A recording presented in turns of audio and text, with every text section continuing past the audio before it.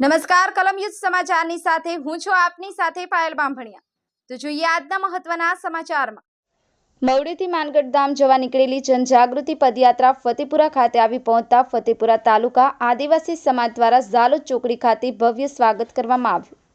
પ્રાપ્ત વિગતો અનુસાર મવડીથી માનગઢ ધામ જવા નીકળેલી જનજાગૃતિ પદયાત્રા તારીખ 6 સપ્ટેમ્બર 2024ના રોજ રાત્રિના 11 વાગ્યાના સુમારે ફતેપુરા તાલુકાના મુખ્ય મથક ફતેપુરા ખાતે આવી પહોંચતા ઝાલોદ રોડ ચોકડી પાસે આ જનજાગૃતિ પદયાત્રાનું ફતેપુરા તાલુકા આદિવાસી સમાજ દ્વારા ભવ્ય સ્વાગત કરવામાં આવ્યું હતું।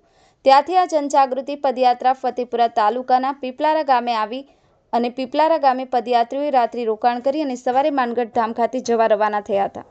બ્યુરો ચીફ અંબારામ કે ખાટ સાથે કેમેરામેન કપિલ બારિયા, કલમ યુદ્ધ સમાચાર, ફતેપુરા।